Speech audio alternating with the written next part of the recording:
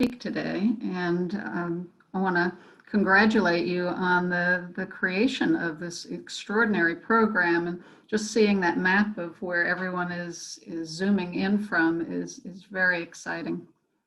So I'm going to talk today about child maltreatment, traumatic stress, trauma-informed care, and what I'd like to do is talk about some of the interfaces of these topics, and hoping that this will help you in your professional lives and potentially even in your personal lives.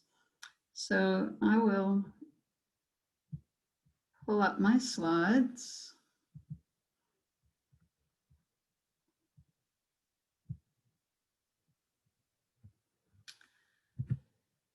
So what constitutes child maltreatment? I would say probably in its most egregious forms, we all know what it looks like. Sorry, I had subtitles on there.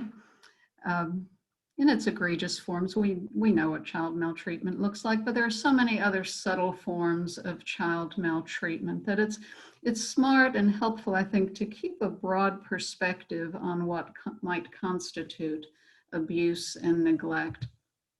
And for that, I like this definition from the Centers for Disease Control. You may or may not know that Centers for Disease Control does a whole lot more than study infectious diseases, but they look at so many of the things that impact our health and well-being, and violence prevention is one of their areas. And what I like about this definition is that it talks about maltreatment being either a series of acts or just one act. It doesn't have to be something that happens over a long period of time, but it may be that.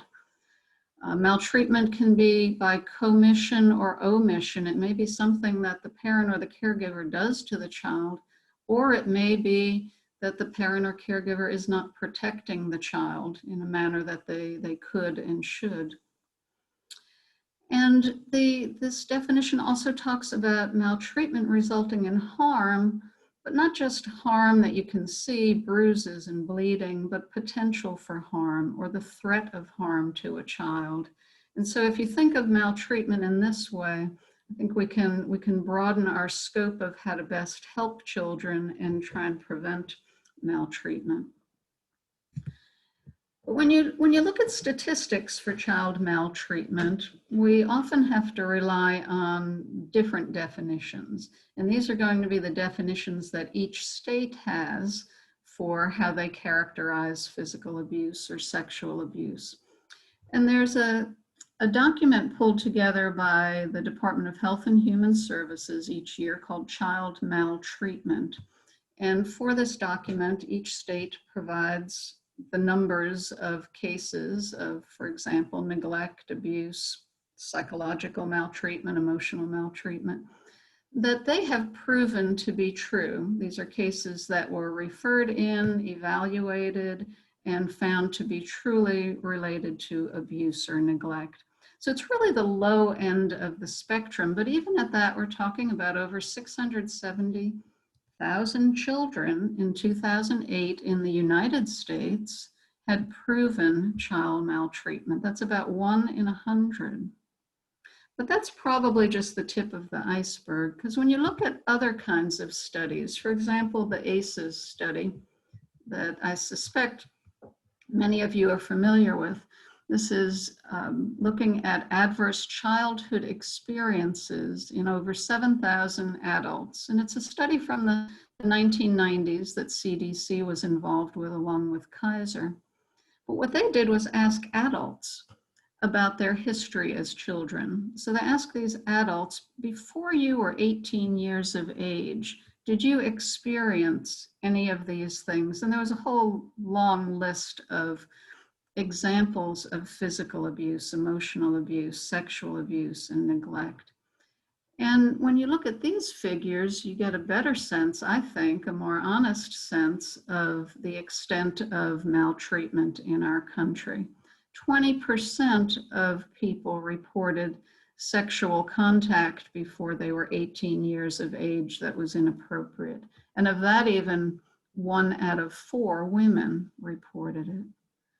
High rates of physical abuse, emotional abuse, and neglect.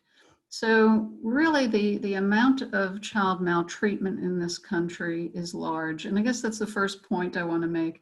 This is common. So it's not a rare event, something that happens on the other side of town to other people. It happens to people we know. I dare say there are many of you in the audience who know folks who have been abused. I'm positive there are people in the audience who have been abused themselves. It is just that common. So when you're thinking about traumatic stress, that too is common. And the need to be trauma informed as a professional in any of the health settings is mandatory. We need to be informed that the people we work with may likely have been traumatized by maltreatment. Now, if we look at the number of cases of maltreatment by age, you can see that this disproportionately affects young children, preschool age children. And this is especially important because this is the time of life when the brain is forming, neurons are being set down. If you've heard of the term neuroplasticity, the brain is still making its circuits and starting to hardwire some things. And so children are developing their repertoire of responses to stress at these early ages. And you may have seen a graphic like this before, and we can apply it to adults as well as to children, because it can show us the impact of stress in our lives. And stress is a natural part of life. So one of the things children need to learn to do is to cope with different stresses. And those would be the things that just come up that you have to take care of, like the first day of school, for example. That's a pretty stressful experience for some kids, getting on the school bus and not knowing anyone, but they do it. And they come home and maybe dad meets them at the bus stop and they get a high five and they realize that, oh, that was a stressful event, but you know what, I did it. So now I can do other things too. So that's an example of positive stress that one can build on. There are other stressors that children have to go through that are maybe a little bit more extensive, but they're parts of life. Grandparents die, dogs run away, your best friend moves. The pain of these lasts a little bit longer and it's a little bit deeper, but with especially the support of a loving adult, kids can get through this as well. And they learn that they have that power to grieve and to move on. But it's this toxic level of stress that really creates problems in health and well-being. And this is referring to prolonged activation of the stress response system, the kind of thing that would happen in cases of child maltreatment, especially when the maltreatment occurs over time. Or even if it only occurred once, but it was so amazingly harsh to the child, they may think about it all the time and have recurrent thoughts. And it's even worsened, of course, in the absence of protective relationships. And since most of child maltreatment is caused by the people who are supposed to protect children, their parents, their guardians, it becomes even harder to get through that. So what makes something very traumatic, or how is that perceived when you look at trauma expressed in children? And it really, in this sort of simplistic review, talks about a child being overwhelmed with these stimuli that they just don't know how to handle. And sometimes this comes out then as maladaptive behaviors, and we see children acting out or having different affective responses to what they have gone through. So in this kind of cartoon here, thinking about environmental stressors impacting the young child, it sets into play this neurohormonal system imbalance because cortisol, epinephrine are starting to be pumped through the body. And these are, hormones that set into stage the fight or flight response and just raises the anxiety level. This has an impact for sure on the cardiovascular system. Your heart rate goes up, your blood pressure goes up. Over time, this can wear on your heart and cause damage there. These extra stressors and the hormonal changes can impact the gastrointestinal system. We've definitely seen that people who have been maltreated as children, there's an association with obesity. And with youngsters, we can see the other extreme of failure to thrive, where they just don't want to eat. Chronic exposure to increased levels of cortisol also impacts the immune system. These are children who might not be able to fight off infection as readily as others, or they might develop autoimmune diseases. So there are many ramifications, and including the brain development, as I mentioned before, the amygdala, the hippocampus, parts of the brain involved with emotions and memory, can all be impacted by these external stressors, and in particular, the toxic stress that I mentioned. So how traumatic is child maltreatment? It's going to depend on a variety of things here. And we can look at the environment or the situation. Is this an occurrence that happens repeatedly, abruptly, with certainty?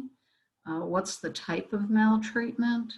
Is there a support system? Again, this is incredibly important. A child, to be able to navigate through these sorts of trauma, needs so desperately to have an adult at their side, someone who they can turn to for trust and care.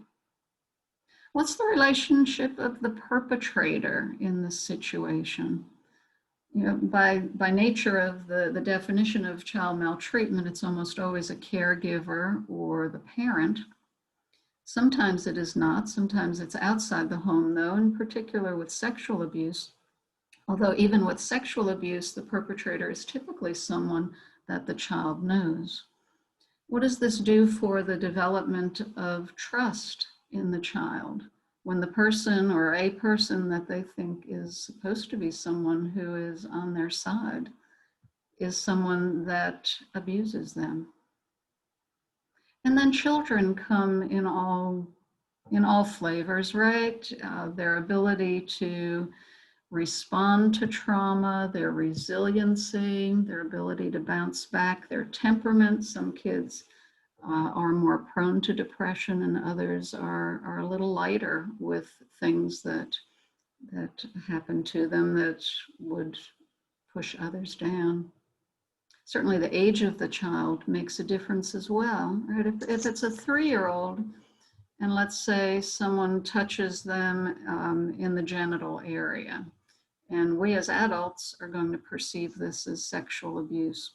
But a 3-year-old doesn't really think of sexual abuse in that way. Maybe they thought of it as a tickle game, because that's what the perpetrator called it, and it did feel a little good.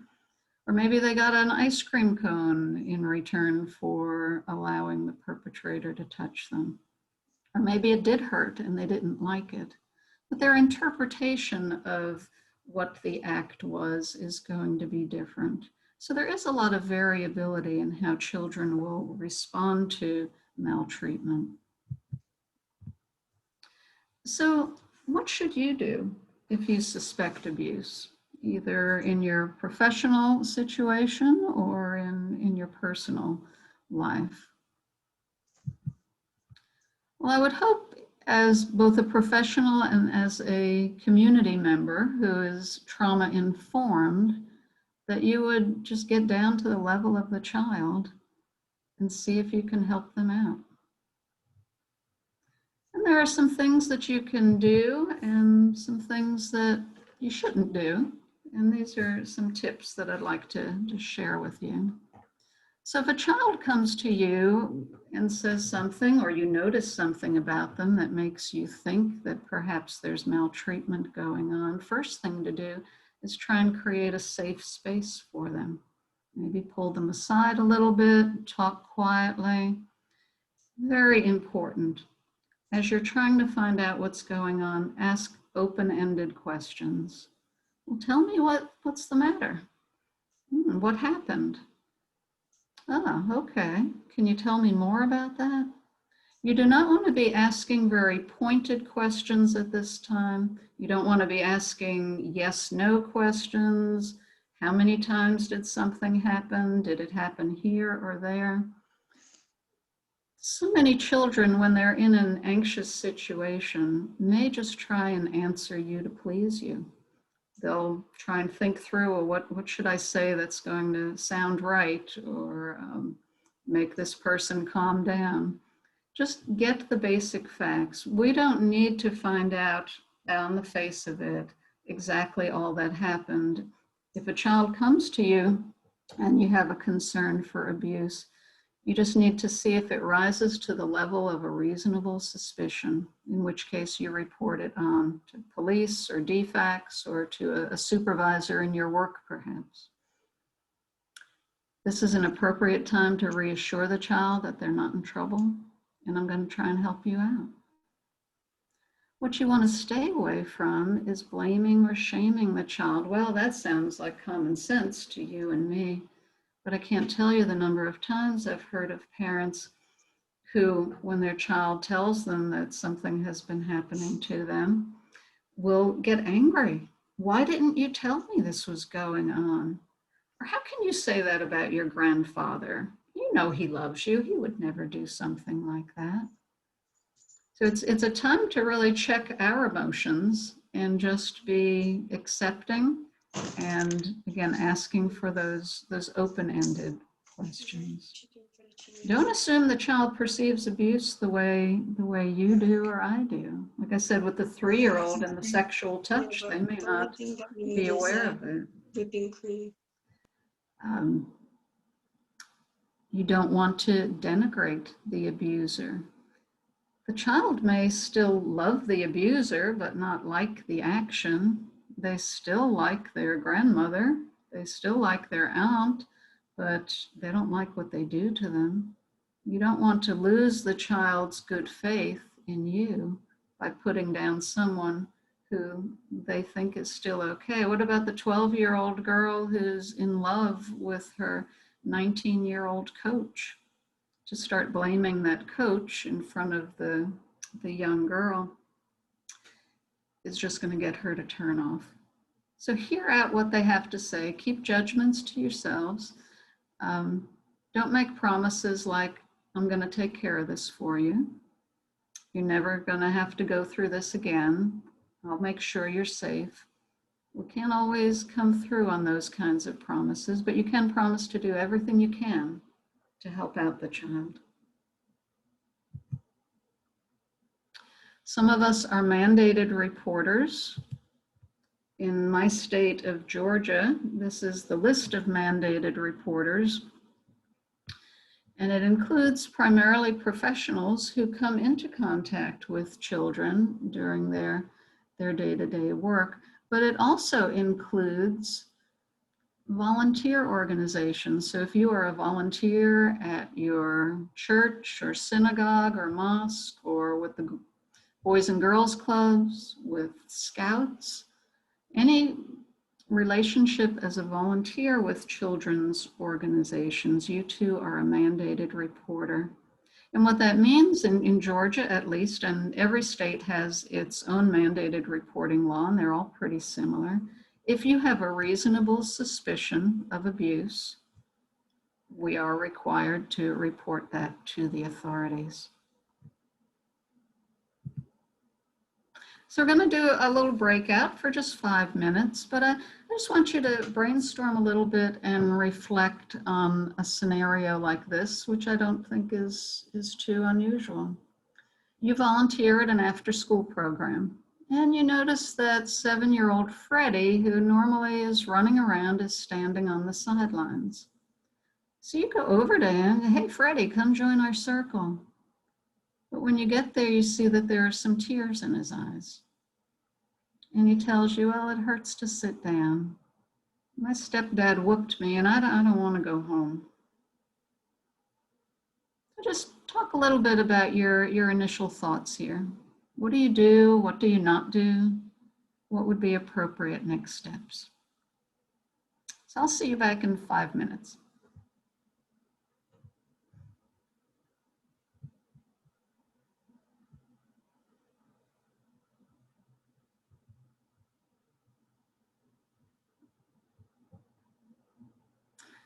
Well, this is assuming that we have the people to put you into small groups here. Hi, yes, we're moving you into Okay. groups now. Thank you. You're welcome. See if you had any thoughts about that, any responses, any insights that anyone had as to the idea of actually having to talk to a child who may have been abused.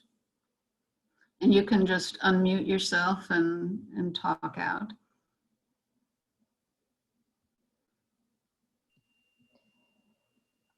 Okay, my name's Adriana and I'm from New Zealand. So basically the first thing I had problems was interpretation of you know what the words meant, the vocab used, like whooped. You know, I had a idea what it meant, but because I wasn't sure on what it meant, I would have to clarify what exactly was what the child actually meant. So for me in New Zealand, whooped is not a word that's Well, familiar. there's my cultural insensitivity. I apologize for that. Oh no, that's good because it shows that actually adult interpretation of children's words used, you have to clarify what actually the child means, because our interpretations between adult and child is different for everybody. We need to clarify that. Yeah, well, and I'll just clarify that in especially the southern part of the United States, if someone gets a whooping, it means like a spanking. It may be with a hand or it may be with a belt or some other implement, but it would be a physically, it would impart physical energy that impacted the child's body. Any other comments or thoughts or?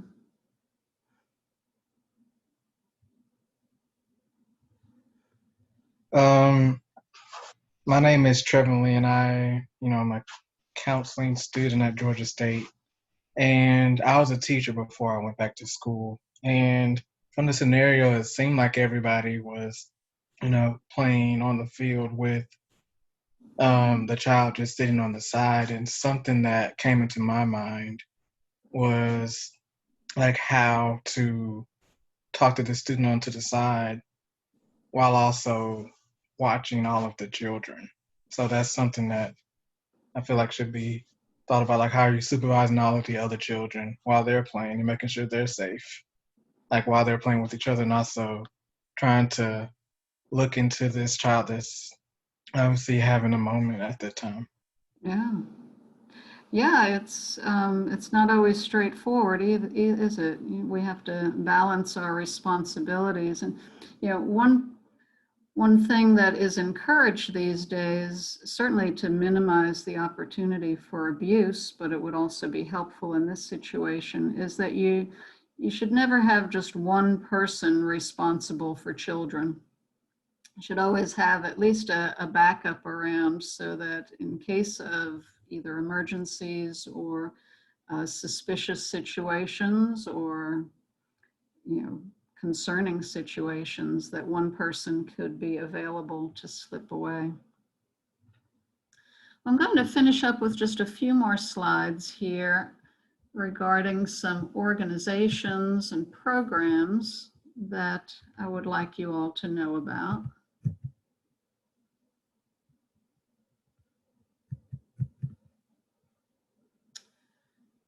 Okay.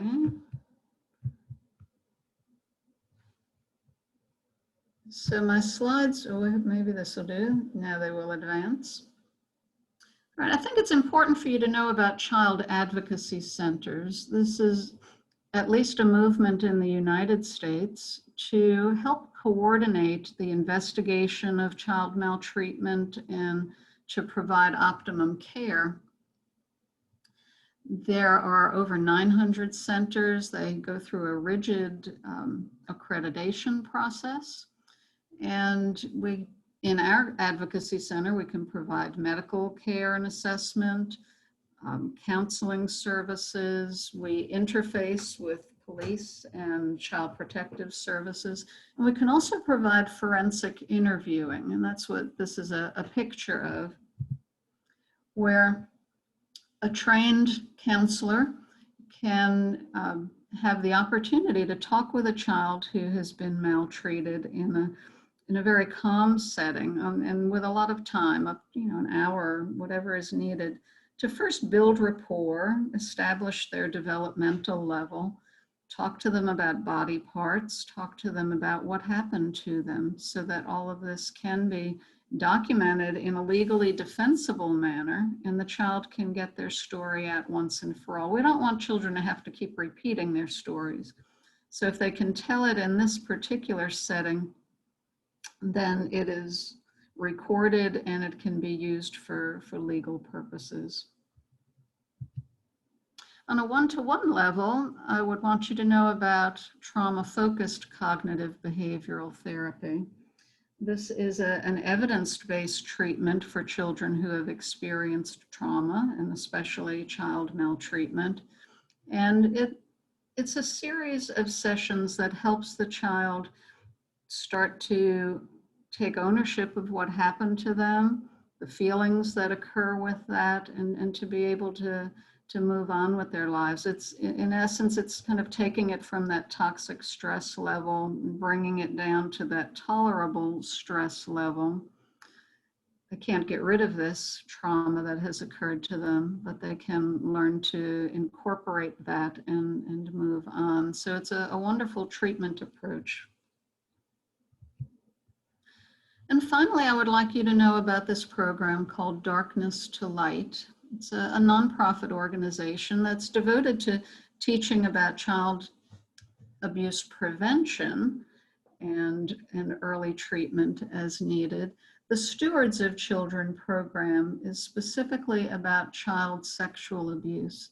And the important point they make there is that this is an adult problem. I think sometimes we focus our prevention efforts on teaching children good touch and bad touch, what parts of their bodies people are allowed to hug or to kiss. But this can be interpreted somewhat as it's the child's responsibility to prevent abuse by knowing what's right and what's not right. Really, it's us, the adults, who need to take responsibility to prevent child sexual abuse. And through their program, you can learn ways of minimizing opportunity for abuse, recognizing signs and taking responsibility. Typically, it's about a 3-hour program. I know they come into workplaces and will provide the program, or you can even access it online. So I think it's worth your while taking a look at it if this is something of interest to you. But I think it speaks to being an informed adult, a traumatically informed adult in society, to take part in something like that.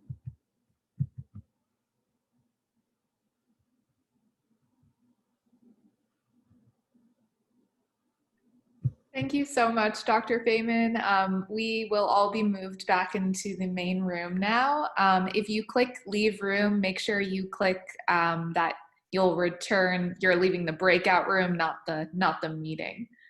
But thank you, that was wonderful. Thank you so much. I appreciate the opportunity.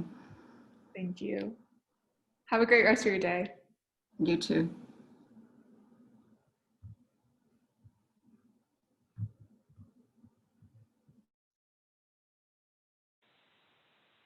So I hope you all enjoyed those breakout sessions on trauma-informed healthcare systems. We will begin our breakout sessions on addressing trauma through policy and advocacy at 3:55. So you can feel free to take a stretch break if you need it or grab some water, and we will reconvene at 3:55. Dr. Gillespie, thanks for an excellent presentation. I'm sorry we got cut off there at the end. No worries. Would you like to share your contact info in the chat box if people have further questions? Sure. All right, thank you.